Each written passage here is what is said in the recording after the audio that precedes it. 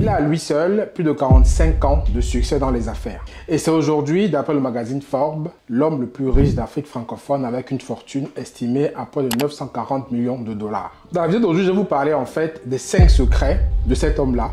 Un homme qui n'a pas fait d'école, qui n'a pas de diplôme, mais qui a su se construire un patrimoine financier très important grâce à un parcours remarquable. Donc restez avec moi, on va voir les 5 secrets de la réussite de Baba Danpoulo.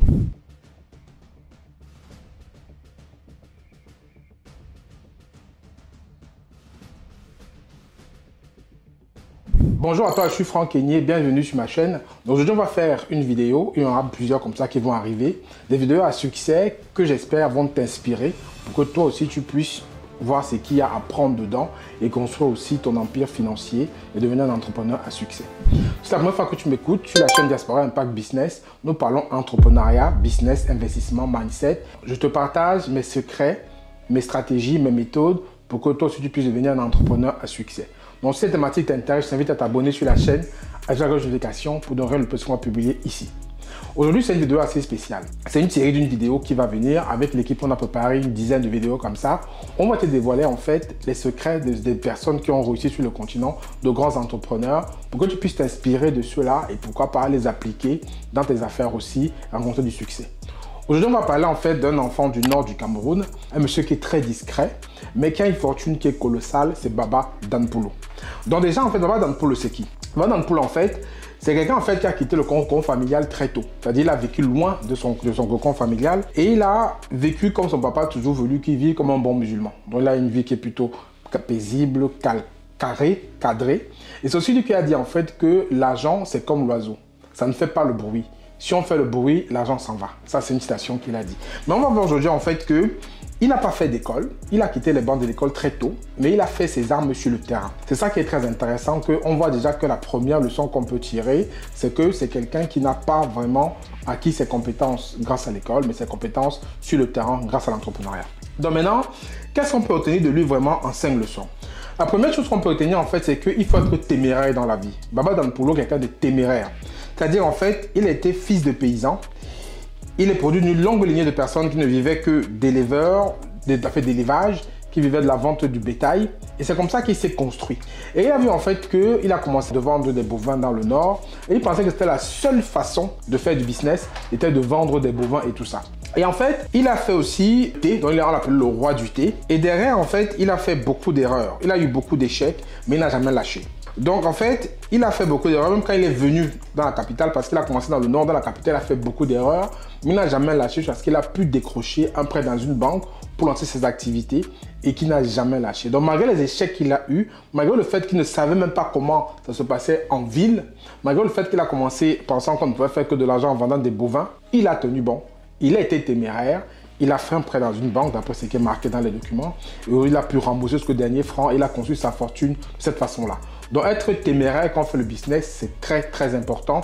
Et il a été téméraire et on voit le résultat aujourd'hui. Le deuxième secret de Baba Danpoulo qu'on peut vous dévoiler, qui peut vous aider, c'est que l'école n'est pas toujours le seul chemin qui mène vers la réussite. Baba Danpoulo, ce que je lis ici, en fait, il a quitté l'école très tôt. Il n'a même pas fait le collège, en fait. Il n'a même pas fait le collège. C'est-à-dire, il a quitté l'école, il n'avait pas de diplôme, il a fait que l'école primaire. Mais il a eu un sens des affaires très aiguisé. Ça veut dire quoi? Ça veut dire qu'effectivement, ce n'est pas toujours l'école qui forme de bons entrepreneurs.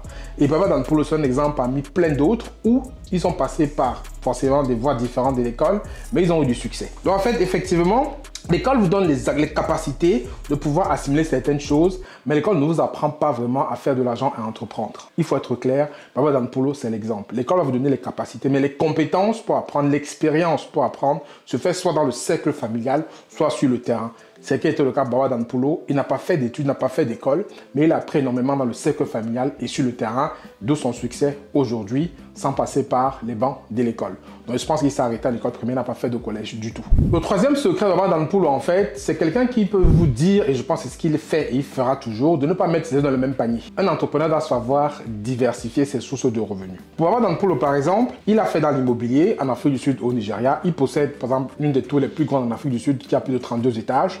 Il est dans le domaine de l'élevage. Il a un ranch aujourd'hui au nord où il y a plein de bétail qu'il élève. Il est dans le domaine du transport, où il a une société de transport en Afrique du Sud. Il est dans le thé, donc il a une société de thé en fait. Il a acquis 40% du capital de Nextel. Nextel, en fait, c'est un opérateur télécom qui fait la téléphonie mobile au Cameroun. Et aujourd'hui aussi, il siège au conseil des ADC Aéroports du Cameroun. Donc, en fait, c'est quelqu'un qui a vraiment diversifié ses activités. Il est aussi propriétaire d'une chaîne de télé qui s'appelle, je pense, la Dan Broadcasting System. Donc, il a vraiment diversifié ses activités. Et en fait, c'est pour comprendre que lorsqu'on est entrepreneur, on ne peut pas dire qu'on met tous dans le même panier. On doit diversifier ses revenus. Après, bien entendu, moi, mon avis, c'est qu'il faut avoir une vache à lait d'abord. Il faut d'abord avoir quelque chose qui va vous donner de l'argent. Je pense que c'est comme ça qu'il a commencé. Il a d'abord eu une vache à lait qui a été certainement son élevage qu'il avait. Et après, il a diversifié autour. Moi, je dis toujours qu'il ne faut pas commencer à tout faire au même moment. Il faut identifier un business, un projet, y travailler pour que ce soit votre vache à lait, mais après surtout et obligatoirement se diversifier. Parce qu'avec les fluctuations qu'il y a, vous avez une seule source de revenus, c'est compliqué. Donc lui, il a compris, il s'est diversifié. C'est comme ça qu'il a eu un panier de projets, de produits, de business énorme dans différents secteurs dont je viens de citer. Et c'est comme ça qu'il maintient sa richesse, quel que soit le temps, quelles que soient les crises, quelles que soient les périodes. Quand un secteur marche moins bien, l'autre marche mieux, et ainsi de suite. Et là, il construit sa richesse comme ça jusqu'à atteindre presque le milliard de dollars de fortune. Le quatrième secret qu'on peut tirer de son parcours, c'est qu'il faut toujours s'entourer des gens qui vont vous tirer vers le haut. Personne ne réussit seul.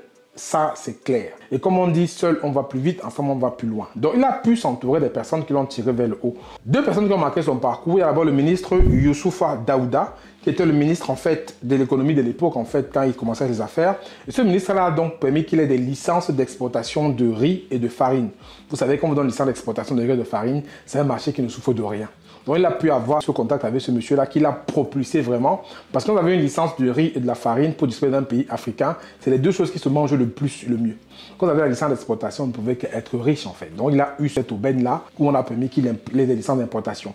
Il a aussi rencontré la feu première dame du Cameroun, Jeanne Irène Biya, qui lui donnait un coup de pouce dans ses affaires. C'est pas dit effectivement comment est-ce qu'elle a aidé, mais ce qui se dit, c'est qu'elle a aidé à acquérir la société des minoteries du Cameroun. En fait. Les minotiers, c'est là où on fabrique la farine. Donc, en plus de la licence d'exportation de la farine, il pouvait faire la farine localement aussi parce qu'il détenait la société qui le faisait localement. Donc, il a su, par force de réseautage, par force de rencontrer des personnes, construire un réseau puissant avec ces deux personnes piliers qu'il a rencontrées dans sa carrière, qui l'ont vraiment propulsé. Parce que je vous dis clairement que si vous avez la licence d'importation du riz et de la farine dans un pays en Afrique, vous êtes déjà riche en fait. Les banques viennent de donner de l'argent parce que vous avez une licence d'importation. Peut-être que vous importez le riz et la farine, avant même que ça arrive, c'est déjà tout acheté. Donc il a eu cet avantage-là qui a aussi propulsé sa carrière. Mais comme on dit, c'est ce qu'on appelle la chance. Il faut la provoquer. Parce qu'il y a d'autres personnes qui vont peut-être avoir ça, mais qui ne peuvent pas savoir l'exploiter. Donc je pense qu'il a provoqué cette chance en créant son réseau.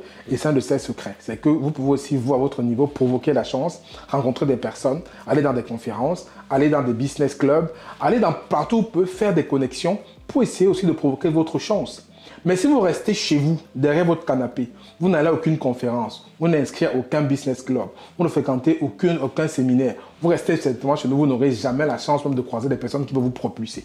Donc bougez-vous à la rencontre des gens et certainement en créant des connexions, votre chance peut aussi arriver. Le cinquième secret de Dan Poule, en fait, il le dit exactement que le travail est la seule arme dans la guerre pour devenir riche. Il ne connaît pas autre chose que le travail. Et celui qui veut rester dans la légalité, il lui dit en fait clairement qu'il faut vraiment travailler. Et il dit ceci, je vais le lire pour que vous compreniez. Il dit, l'unique chose qui m'a fait tenir, c'est le travail et la persévérance dans l'effort. On peut tout obtenir pourvu qu'on le veuille et qu'on soit patient. Et qu'on ne peut s'obtenir sans effort.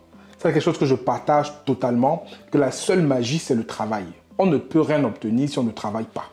Le travail implique passer à l'action. Et si on veut être riche légalement, on est obligé de travailler. Donc, arrêtez de penser que vous allez rester, regarder des vidéos sans passer à l'action, ou lire des livres sans passer à l'action, et vous allez pouvoir évoluer. Il faut travailler, et qui dit travail dit action. Et c'est un secret de Baba Dan Poule, c'est un bourreau de travail. Il travaille énormément, et c'est ça aussi qui est un secret de sa réussite. Donc voilà 5 secrets de la réussite de Baba Dan Poule. Si vous avez d'autres secrets, si vous connaissez un peu le parcours de cet illustre entrepreneur, mettez-moi en commentaire s'il y a des secrets que je n'ai pas dévoilés par rapport à nos recherches. Mais surtout, inspirez-vous-en de ces 5 secrets-là pour pouvoir les appliquer dans votre contexte aussi et pouvoir réussir, j'espère, autant que lui. J'espère que la vidéo vous a plu. Si c'est le cas, mettez un commentaire, likez. C'était Franck Kenyé. À très bientôt pour une vidéo. D'ici là, prenez soin de vous. Ciao, ciao.